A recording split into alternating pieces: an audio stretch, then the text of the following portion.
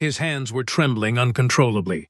Luke Anderson stood completely frozen in the center of a silent room, tightly holding on to an ancient photograph as if it might vanish into thin air at any given second. The edges of the image were severely faded, slightly yellowed by the unforgiving passage of time. Yet the faces staring back at him were clear enough to shatter a man's heart into pieces. He slowly lifted his gaze to look at the woman standing directly in front of him. Her eyes were already brimming with heavy tears, and then he spoke, his voice cracking violently down the middle. "It simply cannot be true. It was you all along, the woman who saved my very life." Mary Smith did not offer a verbal response because she truly did not need to.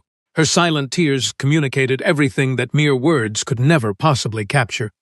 However, to truly comprehend how a man who built a massive corporate empire from absolute scratch took 15 agonizing years to recognize the single human being who made his entire existence possible, one must travel back to the very beginning. One must return to a much simpler era when Luke Anderson possessed absolutely nothing, and a 16-year-old girl firmly believed in his potential when the entire world had already abandoned him to the shadows.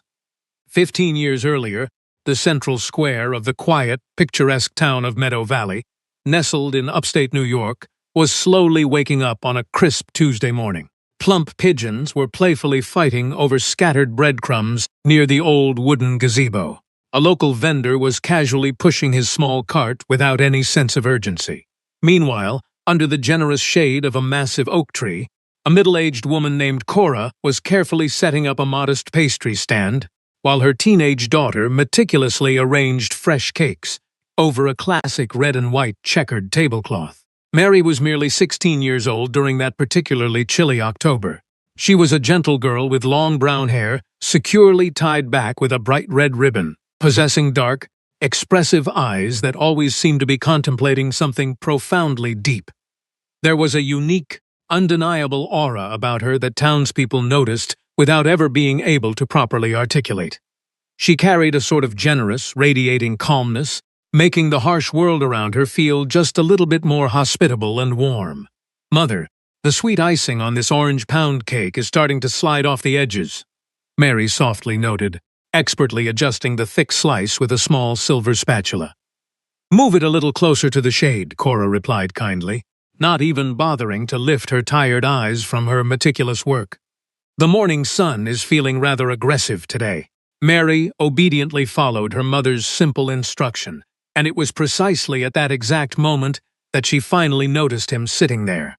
He was slumped on the furthest wooden bench in the town square, facing entirely away from the bubbling stone fountain.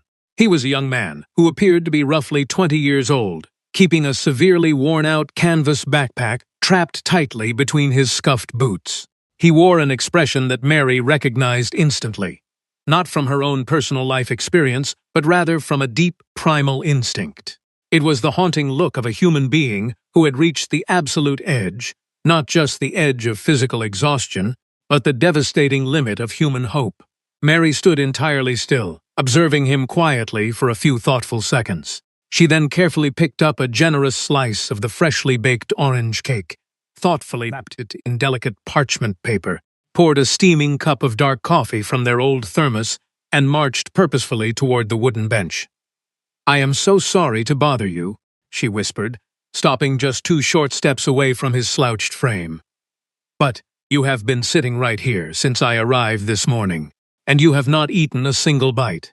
That is simply not normal for a typical Tuesday." The weary young man slowly lifted his heavy face toward the morning sun.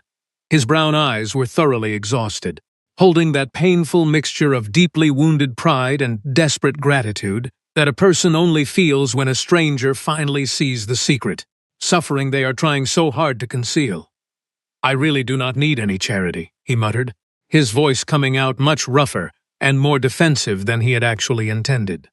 "I know that," Mary responded with absolute natural grace, not taking any offense to his sharp tone. "I did not bring you any charity today.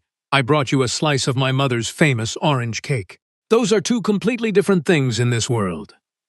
He stared intensely at her face, then shifted his gaze down to the sweet cake, then back up to her warm eyes once more, and finally his trembling hands reached out to accept the humble offering.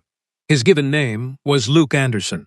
He had arrived in the sleepy town of Meadow Valley exactly 3 weeks prior, traveling all the way from an even smaller rural village, desperately clutching a letter of recommendation for a local construction firm.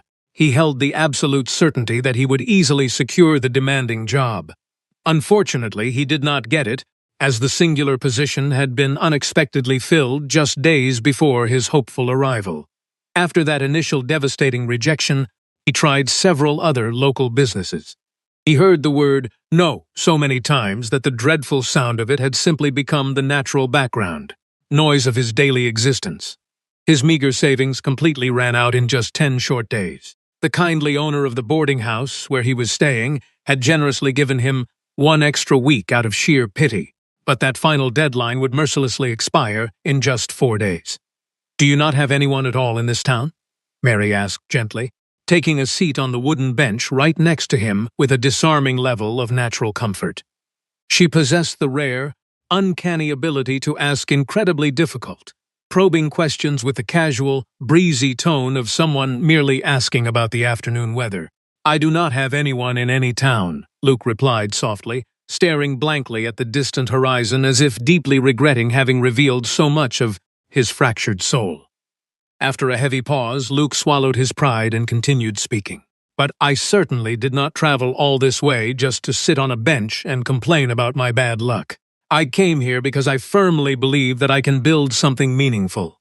Or at least, I used to believe that." Mary gazed at his defeated posture for a long, silent moment before delivering a profound thought that he absolutely did not anticipate hearing from a teenager.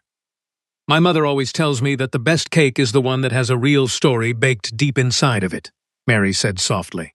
"I truly think human beings operate the exact same way. You look like a person who carries a massive, important story on the inside. People with that kind of heavy story do not just quit in the middle of the chapter." Luke stared at her, completely mesmerized, as if she were speaking a forgotten language he had stopped hearing. Over the following few days, they casually met in the town square, almost by total accident, or rather, the specific type of miraculous accident that destiny meticulously organizes behind the scenes.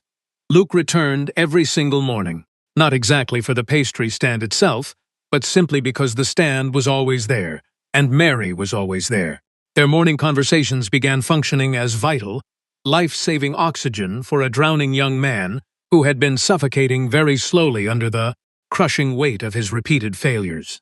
During those quiet mornings, Mary spoke passionately about her grand dreams with the exact same solemn seriousness that she applied to measuring flour and sugar. She deeply wanted to own her very own artisan bakery one day, not a massive, soulless commercial enterprise, but a cozy shop overflowing with genuine soul. She envisioned a warm place featuring the perfect scent of vanilla, where entering the front door felt exactly like arriving back at your childhood home after a long journey. Luke spoke about his own ambitious dreams with significantly more difficulty, acting much like someone who had hidden a precious treasure for so long that he felt genuinely embarrassed to finally show it to the light. He wanted to build much more than just standard brick buildings. He wanted to construct welcoming spaces that people truly loved to inhabit.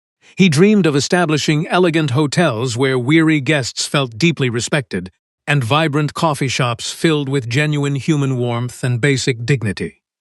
"You are absolutely going to achieve all of that," Mary stated one breezy afternoon with a tranquil, unshakable certainty that seemed almost delightfully absurd coming from a 16-year-old girl holding a pastry spatula. "How can you possibly possess so much certainty about a future that even I cannot see for myself?" Luke questioned, genuinely baffled by her unwavering faith. Mary simply shrugged her small shoulders, casually adjusting the bright red ribbon neatly holding back her long brown hair. "Because the people who talk about the things they fiercely want to build, with that specific fiery spark in their eyes, generally end up building them," Mary explained wisely. "The people who are secretly preparing to quit always speak quite differently, much slower, almost as if they are already saying their final goodbyes to their dreams." Luke remained perfectly silent because he knew deep down that she was entirely correct, and the terrifying part was that she knew it too. A massive, life-changing opportunity suddenly arrived on a gloomy Friday afternoon. A distant acquaintance of Luke had remarkably managed to secure him a promising interview for an administrative assistant position at a rapidly expanding logistics company located in the bustling city of Chicago. The modern company was growing exponentially, desperately needed highly committed workers, and the starting salary was more than enough to finally begin a proper new life. However, the crucial interview was scheduled for the very next Monday morning, and the required bus ticket, combined with the mandatory first month of rent at a new boarding house, would cost exactly $180. It was a staggering sum of money that Luke simply did not possess and had no realistic way of acquiring in time. He confessed this bitter reality to Mary on Saturday afternoon, his hollow voice sounding like a man firmly reporting his own permanent defeat. $180, Mary repeated thoughtfully, her dark eyes scanning the cobblestone path. Perhaps something else will miraculously pop up around here, Luke muttered, clearly not believing a single word falling from his own lips. It really does not necessarily have to be in Chicago. Mary chose not to respond immediately. She just quietly arranged the few remaining pastries with her characteristic habit of thinking deeply, while keeping her hands thoroughly occupied with menial tasks. Early Sunday morning, Mary arrived at the town square much earlier than her usual schedule dictated. She was tightly clutching a plain white envelope in her hands. "Here is $180, she announced firmly, extending the thick envelope toward his chest. "These are my personal savings from the last 4 months of hard work. I was originally planning to buy a fancy new mixer to help my tired mother, but that old machine still spins just fine, and this fleeting opportunity of yours will not wait." Luke stared down at the white envelope as if it were a highly dangerous explosive device. "Mary, I absolutely cannot accept this money from you." "I know that you think you cannot," she countered with fierce, unwavering firmness. "And I also know that you will eventually return it to me whenever you are financially able to do so. But honestly, even if you never manage to return a single penny, that is perfectly fine too. Because the money is not what truly matters here." "Then what exactly is it that matters?" Luke asked, his voice thick with raw emotion. Mary quickly reached into the front pocket of her flour-dusted apron and pulled out a small, torn piece of lined notebook paper. She had written something on it, using blue ink, her handwriting remarkably steady and leaning slightly toward the right side. She gently handed the tiny slip of paper to him, alongside the heavy envelope containing all her humble savings. Luke carefully unfolded the small piece of notebook paper. His tired eyes scanned the short, powerful message. "You will go far, I believe." He stood there silently, staring at those 6 handwritten words for a length of time that he simply could not properly measure. When he finally lifted his gaze back to her face, her beautiful dark eyes were already shining with unshed tears, yet she was beaming with that spectacular smile that always arrived right before her words. "One day, I am going to come right back here to properly thank you for this," Luke promised, speaking with a heavy, profound seriousness that did not quite match his young age, yet perfectly matched the determined man he was destined to become. "I already know that," Mary replied softly, wiping her cheek. "Now you need to go. You have a very important, life-changing bus to catch, and Chicago is a very long way from this quiet town." Luke boarded the early morning bus on Monday at exactly 6 o'clock. Mary deliberately chose not to go to the bustling bus station to see him off, feeling that a dramatic public goodbye was entirely unnecessary for their unique bond. They had already bid each other a proper, quiet farewell in the peaceful town square beneath the massive oak tree, with the morning sun barely peeking over the horizon and the sleepy pigeons still peacefully resting.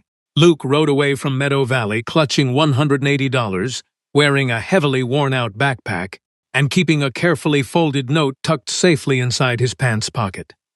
Later that very same night, right before drifting off to sleep in his uncomfortable bus seat, he meticulously transferred that precious slip of paper into the deepest compartment of his worn leather wallet, a secret place where it would permanently reside for the next 15 remarkable years of his life. Mary dutifully returned to the pastry stand, lovingly helped her mother spread the red and white checkered tablecloth, perfectly arranged the sweet cakes in their proper order, filled the old thermos with fresh coffee, and when their very first hungry customer arrived later that morning, she was brightly smiling, just as she always did. But destiny, when it firmly decides to unite two wandering souls, possesses infinite patience, absolutely refusing to rush the beautiful process. Sometimes, destiny deliberately forces the entire world to relentlessly spin for 15 entire years before finally placing two separated people back into the exact same geographical location. The next massive turning of the wheel was just about to commence. 15 years possess the frightening capability to completely transform almost everything in existence. They effortlessly transform a highly insecure young boy into a powerful, confident man of great stature and immense corporate influence. Those 15 years transformed a vague, desperate promise into a massive, concrete determination. They miraculously turned $180 into a sprawling network of luxurious hotels and premium coffee shops, fully operating across 11 different American states. Sadly, they also transformed a sweet 16-year-old girl wearing a bright red ribbon in her brown hair into a hidden woman that the relentless passage of time simply could not seem to successfully locate, no matter how hard anyone tried. And Luke Anderson absolutely tried to find her.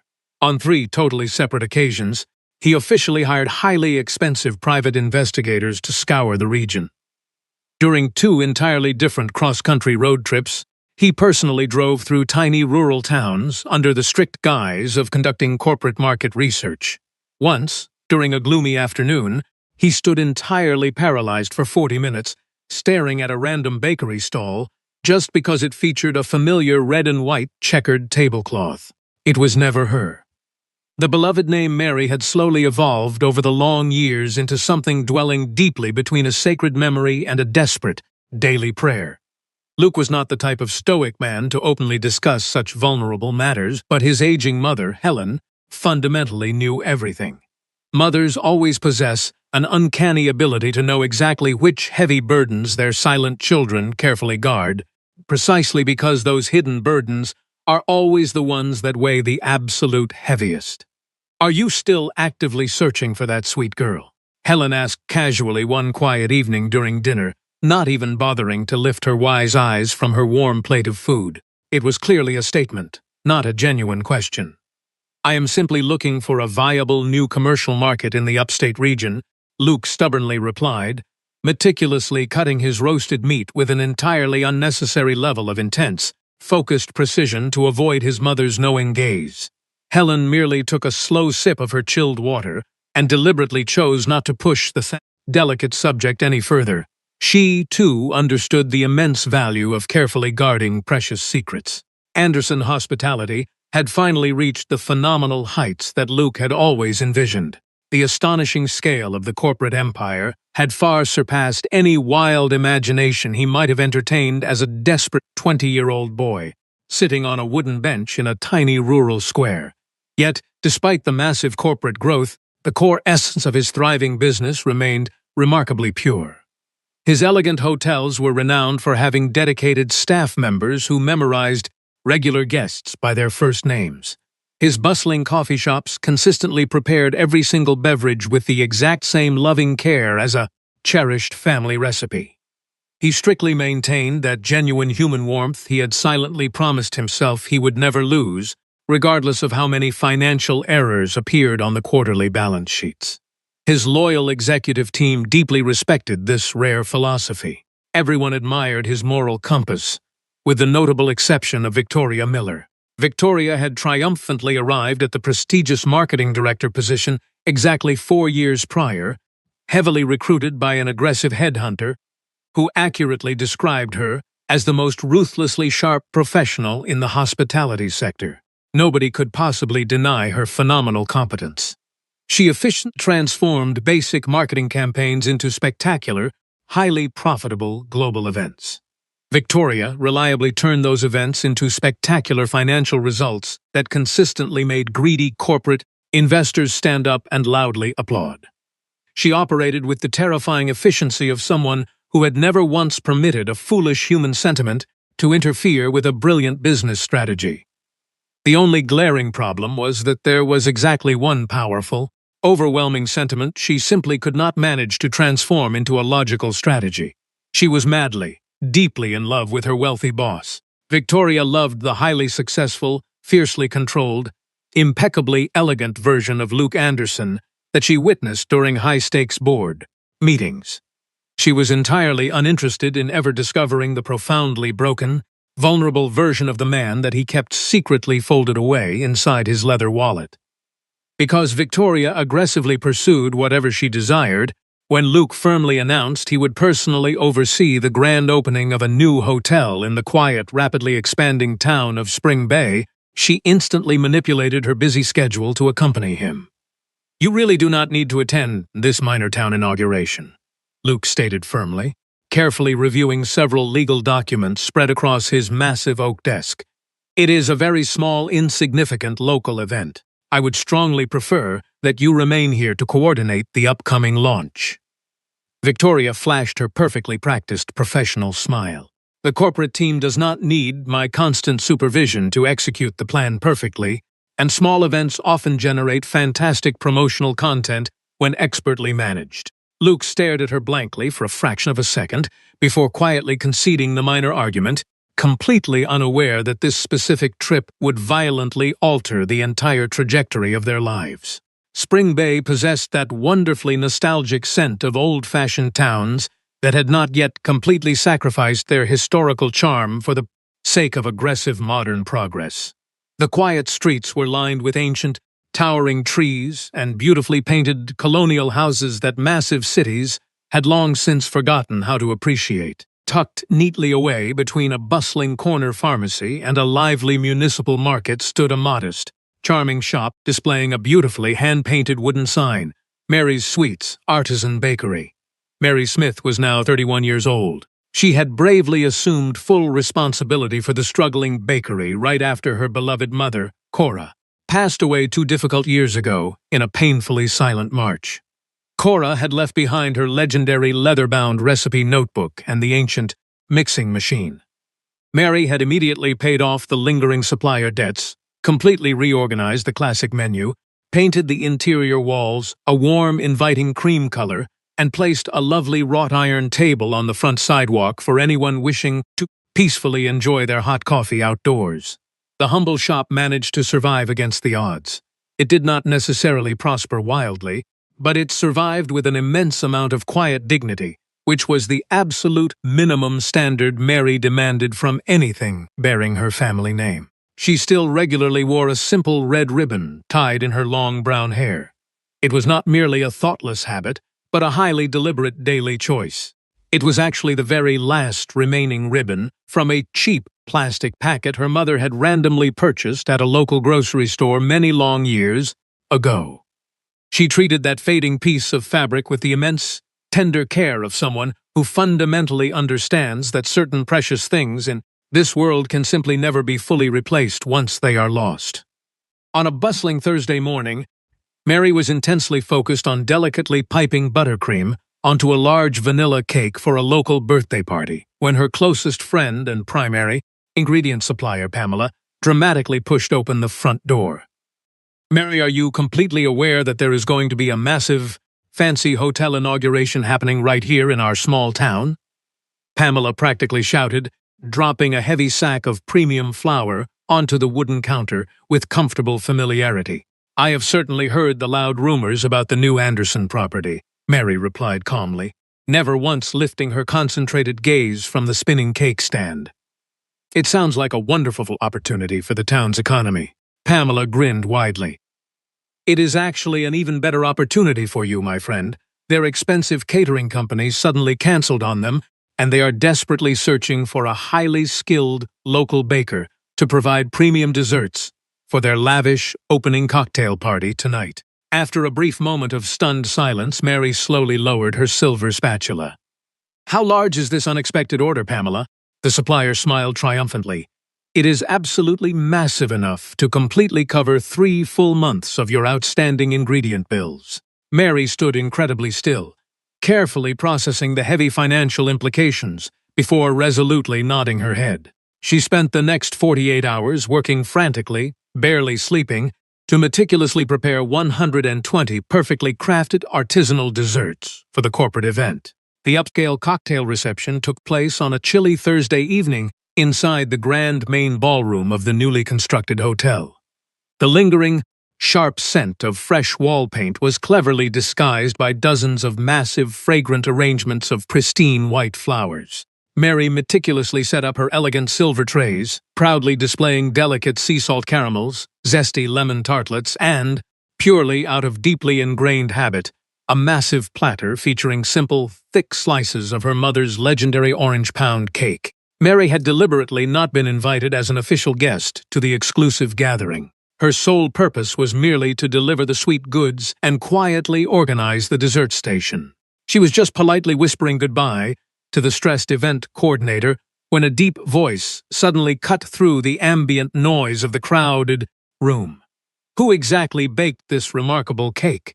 The commanding voice belonged to a man who was clearly accustomed to being respected, not through loud volume, but natural authority. The frantic coordinator instantly responded before Mary could even pivot her feet. It was our emergency local supplier, Mr. Anderson. Her name is Mary Smith, and she operates a very small bakery located just down the main street. I would very much like to meet her personally, Luke declared. Mary was still facing the distant wall, her trembling hands nervously adjusting the edge of a silver tray. She heard him speak her name, and her beating heart completely stopped out of pure recognition. Mary turned around with agonizing slowness. Luke Anderson was standing exactly 4 steps away from her, gently holding a half-eaten slice of the iconic orange pound cake on a small porcelain plate. He wore an expression that she had not witnessed in 15 long years, a fascinating mixture of genuine surprise and something overwhelmingly deep that he clearly could not put a proper name to. He had certainly aged into a powerful man, featuring broader shoulders and faint, distinguished lines around his intense eyes. Yet, despite the expensive tailored suit and the commanding corporate aura, there was a fundamental essence residing deep inside him that remained absolutely identical to the desperate boy on the wooden bench. She knew exactly who he was the very second their eyes firmly locked. However, he clearly had absolutely no idea who she was. "Mary Smith," he said warmly, stepping closer and extending his large hand toward her. "I am Luke Anderson. This particular cake is genuinely extraordinary," he continued speaking, clearly fascinated by the familiar taste dancing on his tongue. "There is something incredibly profound baked into it that I honestly cannot properly explain to you." Mary firmly shook his extended hand, miraculously keeping her voice absolutely steady despite the chaotic storm raging inside her chest.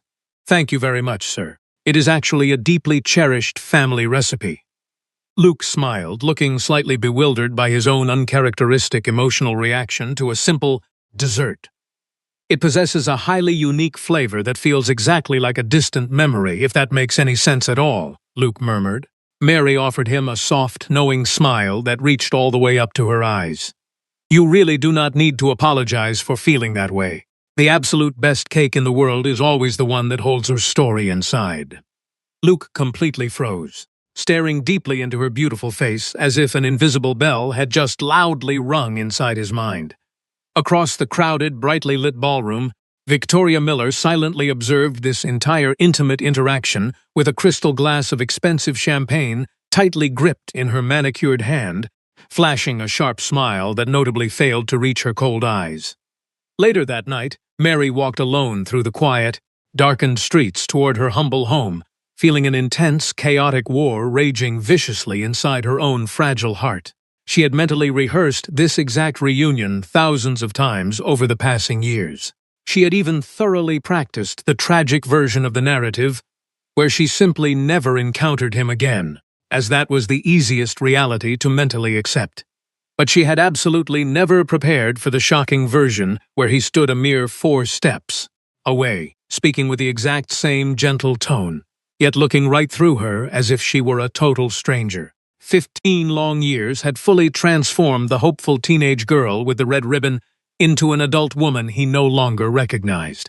Mary slowly unlocked the front door of her darkened bakery, flicked on a single dim bulb illuminating the back kitchen, heavily sat down on a wobbly wooden stool, and made a monumental decision that would drastically alter the coming days. She would remain completely silent about her true identity.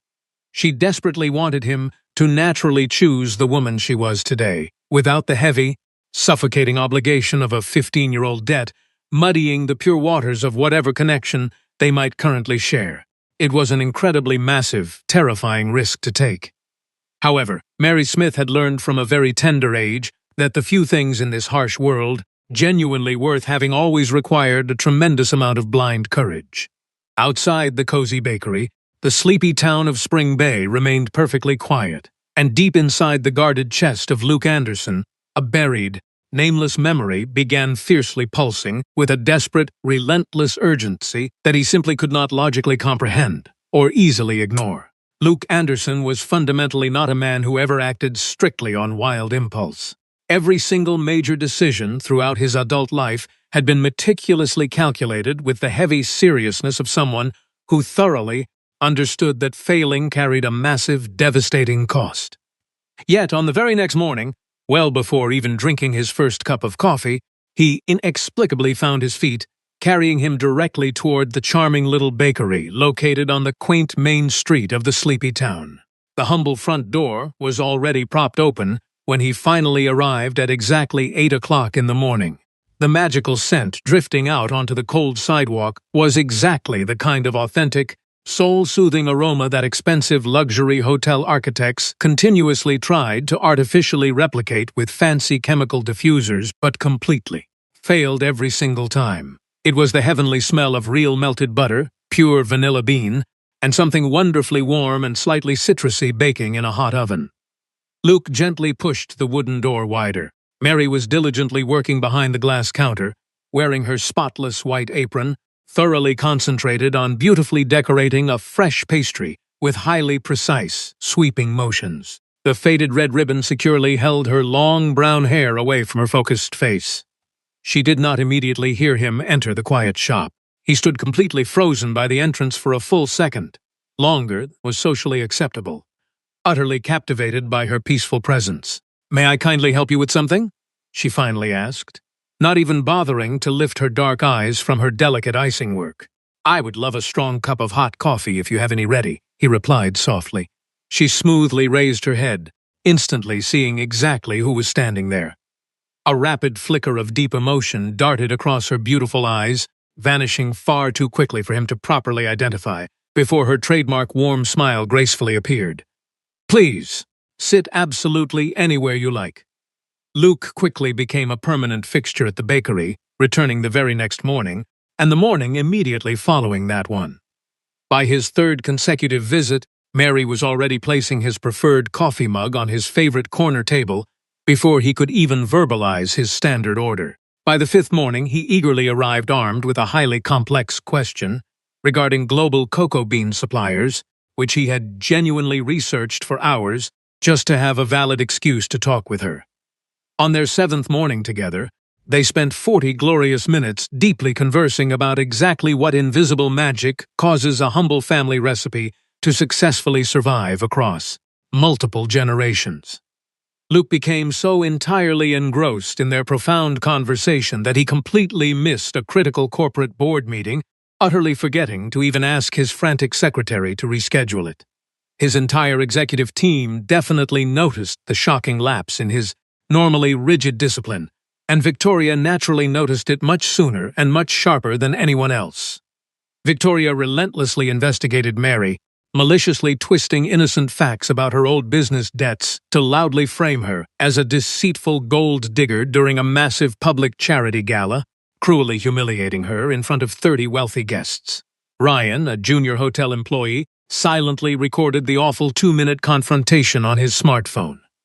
Mary proudly maintained her fierce dignity, silently walking out into the cold night, promptly packing her bags for Boston, and leaving behind an envelope containing $180 marked as fully paid. When Luke finally watched that damning video on a lonely Sunday night, the agonizing truth instantly shattered his corporate blindness.